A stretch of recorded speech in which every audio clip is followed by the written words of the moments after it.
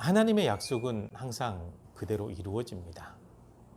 처음에 에덴 동산을 만드시고 모든 환경을 만드시고 이제 아담과 하와를 거기서 이제 살도록 하셨죠. 그리고 아담에게 뭐라고 말씀하셨냐면 모든 동산에 있는 열매는 따먹어도 된다. 네 마음대로 따먹어라. 그런데 동산 중앙에 있는 선악을 알게 하는 나무의 열매는 따먹지 마라. 따먹게 되면 네가 죽게 될 것이다.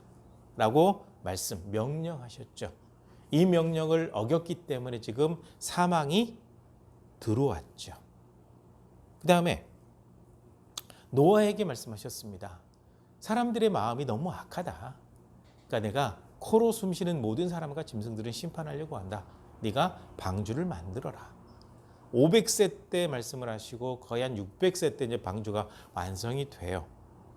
그러고 난 다음에 약속하신 말씀대로 홍수 심판이 이루어져서 노아와 그 가족들, 방주에 탄 짐승들만 살아남고 약속대로 홍수로 심판을 내리셨습니다. 그리고 아브라함에게 뭐라고 말씀하셨냐면 네가 지금 이 가나안 땅 바라보고 있냐? 이 땅을 앞으로 네 후손들에게 줄 거다. 근데 네 후손들이 이방에 가서 나그네로 한 4대 정도, 400년 정도 살고 다시 나와서 이 땅을 차지하게 될 거다. 라고 약속하셨고 출애굽과 가나안 정복 사건이 그 약속대로 이루어지죠. 이때 모세에게 또 이렇게 말씀하셨습니다. 가라. 내가 너에게 명령한다. 네가 이 민족을 데리고 나올 거다. 광야에서 인도해서 가나안 땅으로 갈 거다. 이렇게 명령하신 대로 모세가 이스라엘 백성들을 인도했고 모세가 죽고 난 다음에 여호수아를 지도자로 세우고 하나님께서 여호수아에게 뭐라고 말씀하셨냐면 강하고 담대해라. 겁먹지 마라. 마음이 흔들리지 마라. 이 가나안 땅에 이제 아낙 족속이라는 단어가 나오거든요. 그래서 이제 그 출애굽기, 레위기, 민수기, 신명기, 여호수아에도 아낙이라는 단어가 등장하는데 아낙이라는 단어가 나오면 거인이다라고 생각하시면 돼요. 그래서 가나안 땅에 들어갈 때 이스라엘 백성들이 원래 겁먹었던 이유가 그게 거인들이 살고 있었거든요. 근데 여호수아에게 약속하시기를 그들에게 거인들이 있든 뭐 철병거가 있고 철무기가 있든 상관없다. 그 땅을 너희에게 줄 것이고 그 땅에 들어가서 이스라엘 백성들이 그 땅을 나누어서 차지하게 될 거다. 약속하셨고 그 약속대로 가나안 땅을 정복하게 되죠. 그리고 모세에게 했던 약속이 또 한 가지가 있습니다. 모든 율법의 말씀을 모세에게 말씀하시고 백성들에게 가르쳐라, 기록해라. 기록해서 적어도 7년에 한 번씩은 모든 백성들 말기 알아들을 만한 사람들에게 가르치게 해서 이 율법을 반드시 지키게 해라. 만약에 이 율법을 그대로 지킨다고 한다면 가나안 땅에 들어가서도 영원히 살고 복받고 아무 대적도 침범하지 않는 평화로운 삶을 살아가게 되겠지만 만약에 이 율법을 어기게 된다고 한다면 계속해서 침략을 받을 거고 너희가 거기 있는 민족들을 쫓아내고 그 땅을 차지했던 것처럼 너희도 이 땅에서 쫓겨나게 될 거다라고 말씀하셨는데 모세에게 약속하신 그 말씀대로 순종하지 않은 이스라엘 백성들을 망하게 하셨거든요. 그대로 이루어집니다. 그리고 북이스라엘이 망하고 시간이 흐른 다음에 남유다가 망할 때 예레미야를 통해서 또 한 가지 이렇게 말씀을 하셨습니다. 너희는 망한다. 망하게 되는데 바벨론에게 대적하지 말고 항복해라. 대적하게 되면 아주 비참하게 망할 거고 항복하게 되면 평화로울 거다. 라고 얘기했는데 그 말 안 듣고 대적하다가 아주 혹독하게 망했죠. 이때 또 한 가지 말씀하셨습니다. 너희가 망하기는 망할 거다. 그런데 70년 만에 다시 돌아오게 될 거다. 라고 하나님께서 분명히 약속하셨는데 1차 포로로 잡혀간 사람들이 BC 606년에 잡혀가요. 다니엘을 포함한 1차 포로가 BC 606년에 잡혀갔는데 포로 귀환이 언제 이루어지게 되냐면 BC 536년이에요. 그러니까 정확히 70년 만에 포로 귀환이 이루어지죠. 하나님은 약속대로 이 모든 것을 다 이룬다. 말씀대로 이루신다라는 거예요. 그리고 구약 전체를 통해서 메시아를 보낼 거다라고 말씀하셨고 예수님께서 약속대로 이 땅에 오셔서 십자가에 못 박혀 돌아가시고 모든 죄를 담당하시고 3일 만에 부활하시게 되죠. 약속대로 이루어졌습니다. 이루어진 사건이죠. 그러니까 하나님께서 우리에게 믿으라고 할 때 약속한 것은 분명히 이루어진다라고 말씀하고 있고요. 이미 이루신 그 모든 것을 믿으라고 말씀하고 있는 거죠. 그리고 앞으로 이루어질 일도 성경에 기록이 되어 있는데 말씀 그대로 이루어질 겁니다. 이 약속을 믿는 게 대단히 중요하죠. 그러니까 바울이라고 하는 사람이 왜 중요하냐면요. 약속의 말씀인 이 구약의 말씀을 통째로 달달달 외우고 알고 있는 사람이었고, 그 다음에 약속대로 이루어진다는 사실을 분명히 믿고 있는 사람이거든요. 그래서 바울 사도는 하나님의 약속을 믿을 줄 아는 사람이고, 예수님이 하나님의 아들이 아닌 줄 알았다가 믿게 되니까 이제는 완전히 믿음의 회로가 달라져 버린 거죠. 예수님 믿는 사람 죽이던 사람이 예수님을 전하는 사람으로 바뀌게 된 거거든요. 그리고 이 복음을 전하러 다닐 때 이 바울 사도는 하나님의 약속을 철저하게 믿었습니다. 그 약속을 그대로 믿어요. 그리고 바울의 모든 삶을 보게 되면 하나님께서 약속하신 것이 그대로 이루어지거든요. 그러니까 우리 신앙인들은 하나님의 약속의 말씀을 그냥 대수롭지 않게 여기면 안 돼요. 참 소중히 여겨야 됩니다. 분명히 약속인데 성경에는 그렇게 기록이 되어 있지만 현실은 달라요. 이렇게 해석하는 사람들이 굉장히 많거든요. 그러면 하나님은 약속하셨지만 그 약속 현실에서 이루어지기 어려워요. 표현하는 것과 똑같거든요. 하나님의 말씀 약속대로 믿는 것이 대단히 중요합니다. 오늘 본문에서도 마찬가지입니다. 바울 사도가 간증을 했어요. 예수님 만난 간증도 했고 예수님 만나기 이전에 이 모습이었는데 만나고 어떻게 변화되었는지, 그리고 이방인에게 복음을 전해서 어떤 일이 벌어졌는지에 대해서 쭉 얘기를 했는데, 애초부터 선입견을 가지고 있는 사람들, 호의적이지 않은 사람들이었기 때문에 간증을 하고 하나님의 일을 전하고 예수님을 전해도 여기에 있는 유대인들이 분기탱천하죠. 변할 리가 없죠. 선입견을 가지고 있거든요. 그러니까 계속해서 공격이 오는 겁니다. 이런 유대인들 앞에서 더 큰 곤란이 지금 처해져 있죠. 첫 번째는요, 대제사장이 바울을 공격하는 일이 또 있습니다. 이 대제사장이 바울을 공격했다라고 하는 것은 무엇이냐면 한 사람 개인이 공격하는 거는 달라요. 대제사장이 저놈 죽일 놈이다 하게 되면 진짜로 돌에 맞아 죽어요. 왜냐하면 지도자거든요. 대제사장은 지도자입니다. 영향력 있는 지도자입니다. 말 한마디면 한 사람의 생명을 좌우지할 수 있는 정도의 지도자입니다. 그러니까 간증하고 난 다음에 더 화를 내고 이 유대인들이 죽이려고 하니까 바울 사도가 그랬거든요. 여러분 너무 흥분하지 마십시오. 저는 하나님의 말씀대로 하나님께서 원하시는 뜻대로 양심에 따라 거리낌 없이 하나님의 말씀에 비추어서 양심에 거리낌 없이 하나님 앞에 부끄러움이 없이 이 모든 일을 했습니다. 라고 얘기하니까 대제사장이 뭐라 그러냐면 바울 옆에 서 있는 사람들에게 제 입 때려라. 이렇게 나왔거든요. 입을 때려라 라고 하는 말은 뭐예요? 보통 기분 나쁜 얘기하게 되면 입을 때리는 사람들이 있거든요. 잘못된 말이라는 거예요. 틀려먹었다라는 거예요. 그 사람이 틀렸다라는 거예요. 그러니까 대제사장이 쟤 지금 엉뚱한 소리 하고 있다. 거짓말하고 있다. 입을 쳐버려라. 보통 거짓말할 때 입을 때려버리거든요. 손에는 손, 발에는 발이잖아요. 입이 잘못하면 입을 때려요. 율법이에요. 그들이 지키는 율법이죠. 그 내용입니다. 그래서 입을 때려버려라 라고 얘기를 한 거죠. 바울 사도가 지금 완전히 거짓말하고 있다는 거죠. 이거는 그들의 신념과 연결이 되는 겁니다. 그들이 가지고 있는 신념이 무엇이냐면요, 우리는 하나님 앞에 서 있는 사람들이고 하나님의 선민, 거룩하게 선택을 받은 사람이다. 그러니까 하나님 외에 예수 그리스도를 전하는 사람이 있다고 한다면 이 사람들은 이단이다. 그러니까 잡아다 죽여도 아무런 잘못이 없다. 왜? 하나님께서는 잘못된 어떤 우상숭배라든지 잘못된 신앙을 가지고 있는 사람을 죽이라고 했기 때문에 율법이 나와요. 만약에 우상숭배자가 있다고 한다면 죽여라. 어떤 사람이 우상숭배하자고 하면 죽여라. 어떤 성읍이 우상숭배하자고 하면 그 성읍을 싹 없애버려라. 이렇게 해서 다시는 그런 죄가 너희 민족 가운데 발생하지 않도록 하라. 이 율법의 내용이거든요. 그러니까 예수님에 대해서 제대로 알지 못하고 구약의 약속대로 온 메시아가 아니라고 신념을 가지고 있는 유대인들에게 바울 사도는 이단이에요. 잘못된 지도자예요. 죽이는 건 당연한 거예요. 그러니까 잘못됐으니까 입을 때려버려라 라고 얘기를 한 거죠. 그랬더니 바울 사도가 대제사장 쳐다보면서 이 회칠한 담이요. 회칠한 담은 뭐냐면요, 이렇게 그 망가진 담인데 하얀 석회를 발라놓으면 새 것처럼 보여요. 그러니까 회칠한 담이여라고 하는 것은 이 썩어 문드러진 사람아, 아주 잘못된 사람아, 그런 뜻을 담고 있거든요. 원래 이제 예수님도 표현한 가운데 회칠한 무덤이라는 표현을 썼거든요. 회칠한 무덤. 회칠한 무덤 안에는 시신이 들어있다라는 표시거든요.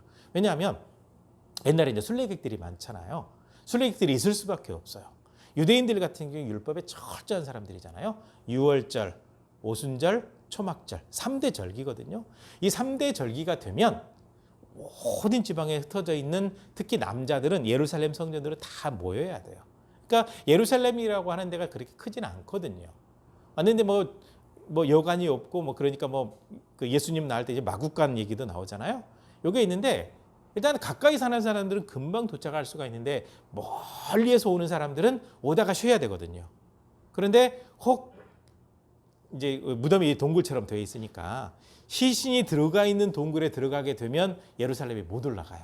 부정한 사람은 못 가거든요.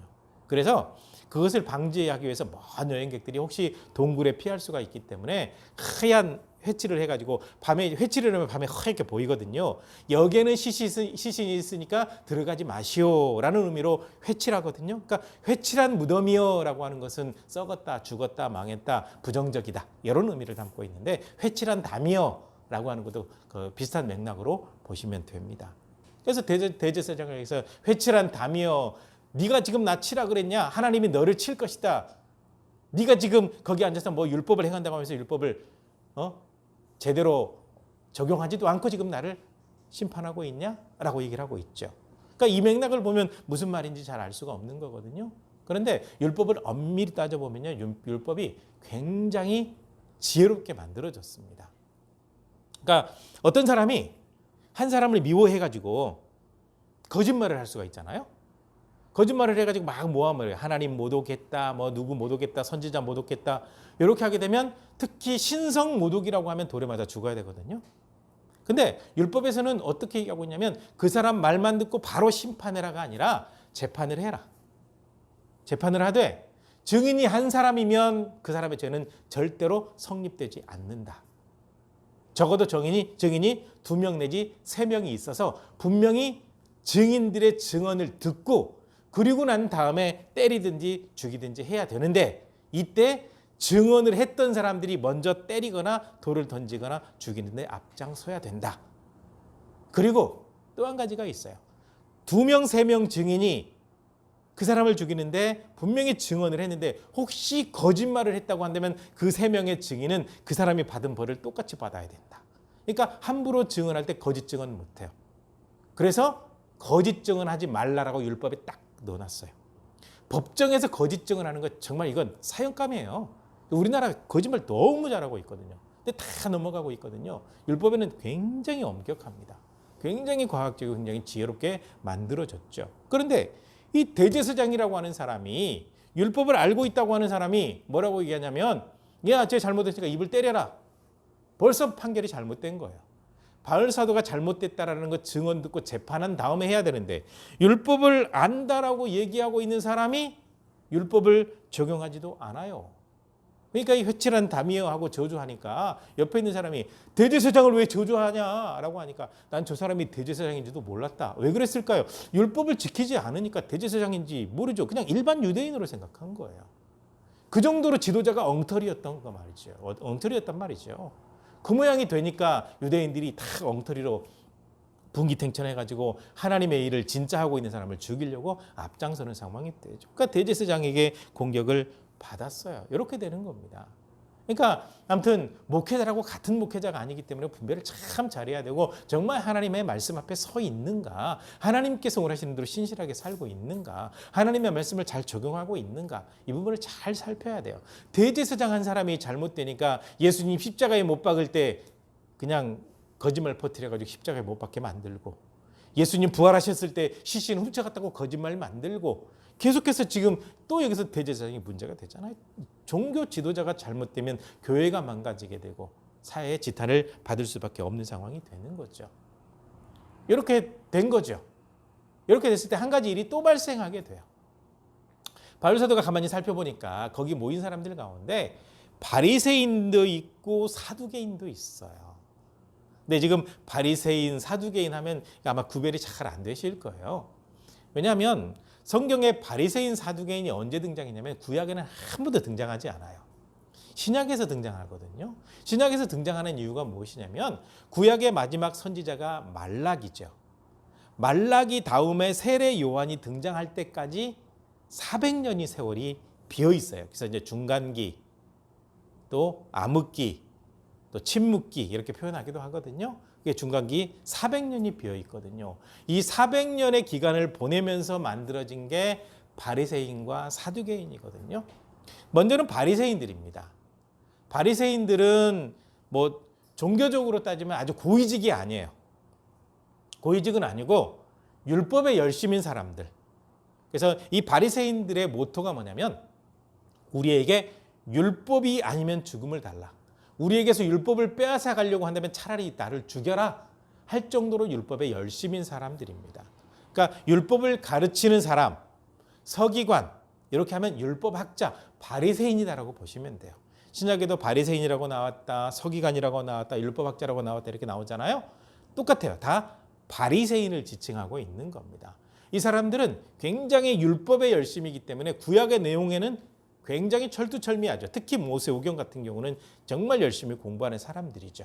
그렇기 때문에 율법을 그대로 적용하는 사람들이에요. 구약의 내용들을 그대로 믿는 사람들입니다.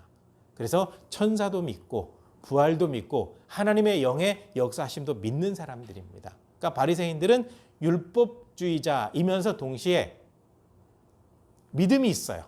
천사도 부활도 영도 있다라고 믿어요. 근데 사두개인들은 또 다릅니다.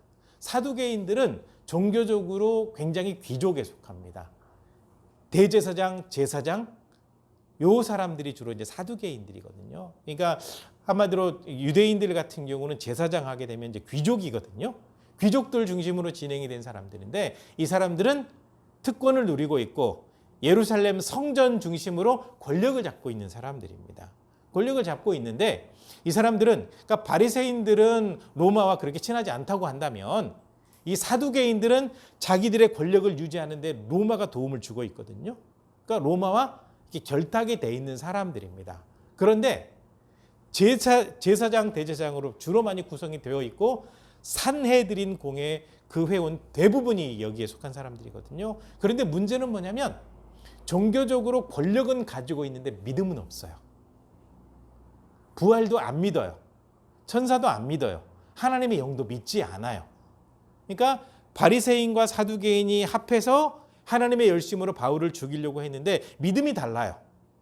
이 바리새인들은 확실하게 구약에 있는 것들 그대로 믿는 믿음이 있는가 한다면 믿음이 있다고 한다면 사두개인들은 믿음이 없어요. 그래서 그 사실을 알고 바울 사도가 그 얘기를 했습니다. 여러분, 제가 지금 이렇게 고난을 당하고 있는 것은 부활하신 주님을 증언하는 이 모든 일 때문에 내가 고난당하고 있습니다. 라고 하니까 그때 바리새인과 사두개인으로 나눠지고 둘이 서로 다투는 거예요. 부활에 가는 부분에서는 믿는 바리새인과 믿지 않는 사두개인이기 때문에 부활에 대한 거다라고 하니까 바리새인들은 확 돌았어요. 나는 바리새인이다라고 바울 사도가 얘기했기 때문에 우리랑 같은 판에?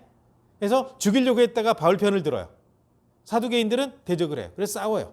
이렇게 되니까 천부장이 가만 보니까 바리새인 사두개인이 이렇게 서로 싸우게 되면 고래 싸움에 새우등 터진다고 바울이 죽을 것 같아요.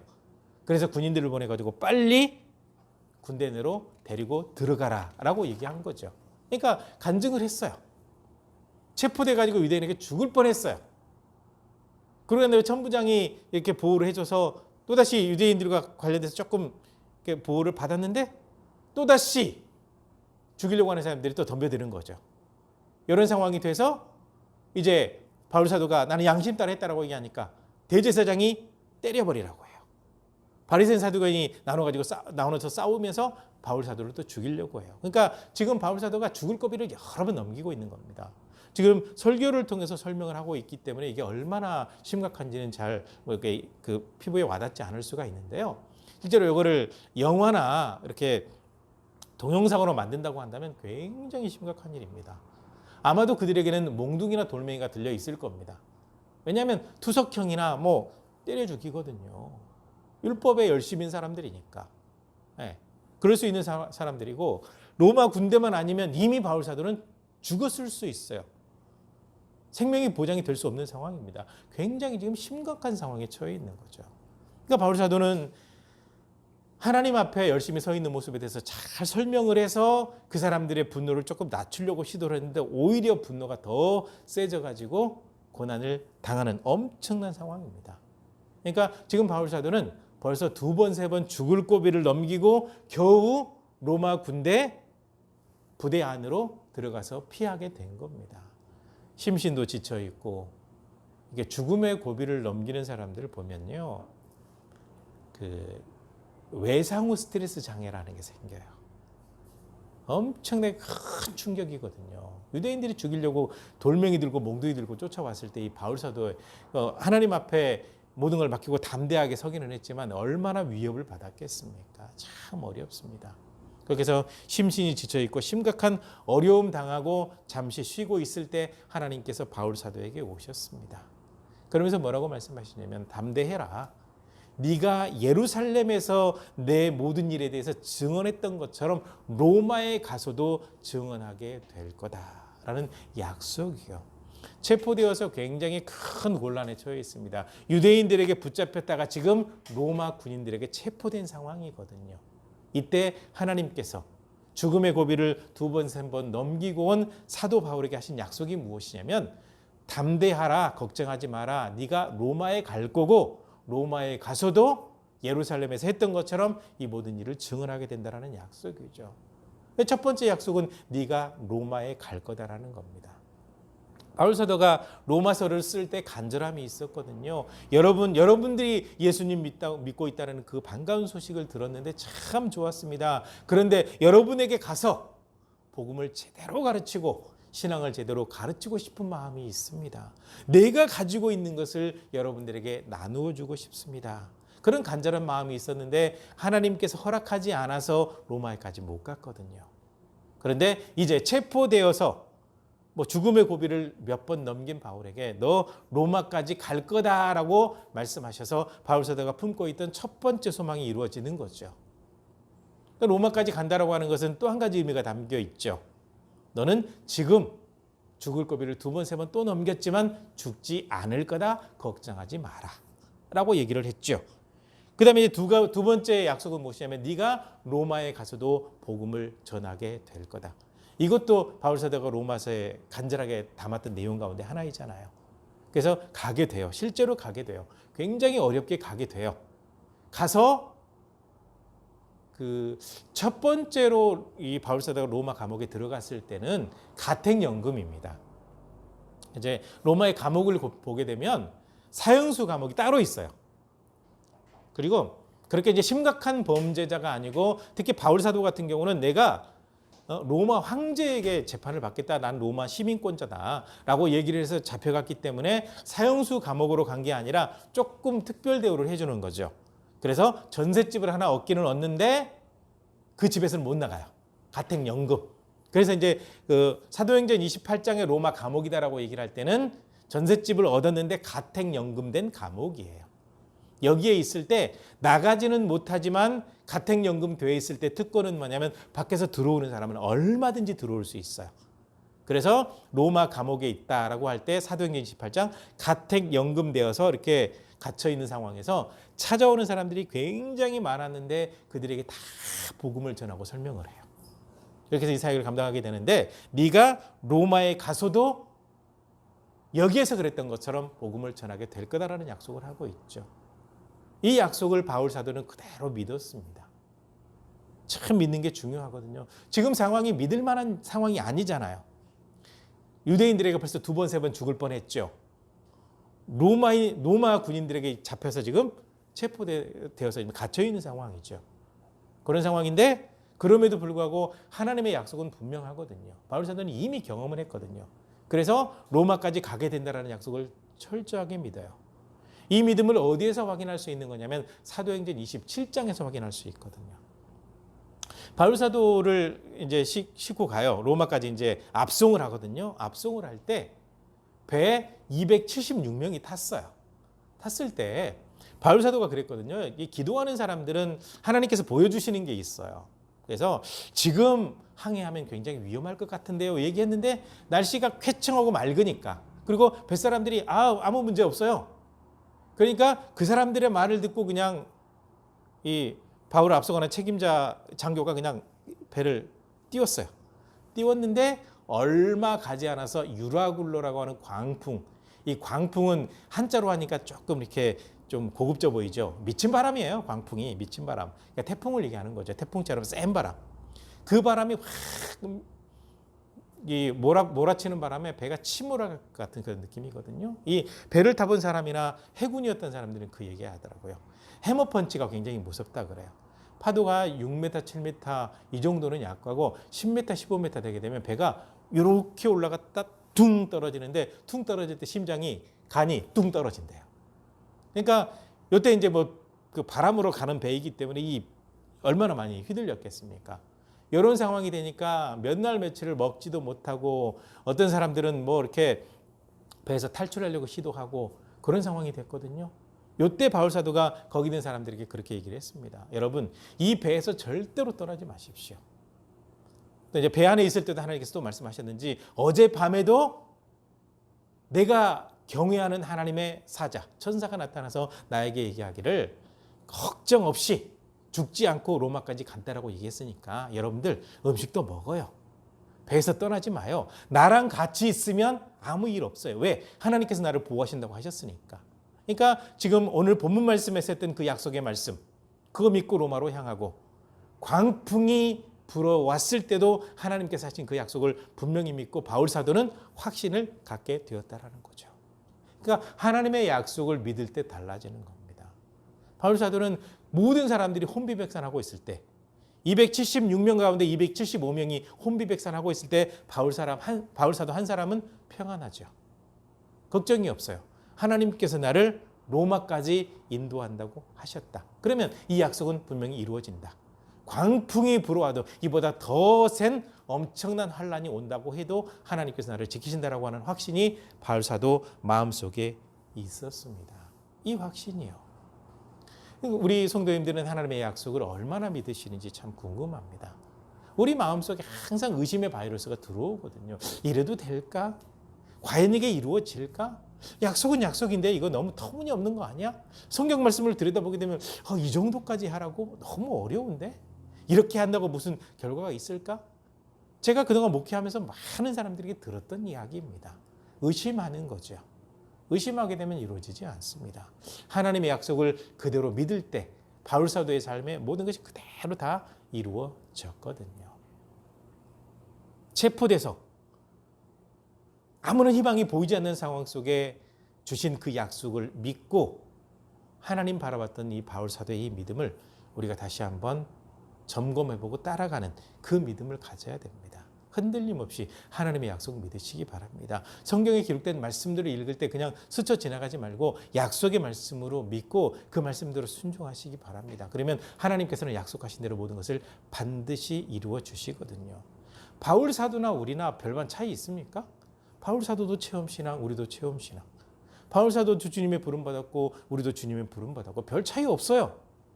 근데 큰 차이는 뭐냐? 약속을 그대로 믿었냐 믿지 않느냐. 여기서 영적인 실력이 차이가 나버리게 되거든요. 약속을 믿고 바울 사도처럼 믿고 하나님의 은혜를 체험하게 되시기를 주님의 이름으로 간절히 부탁을 드립니다. 기도하시겠습니다.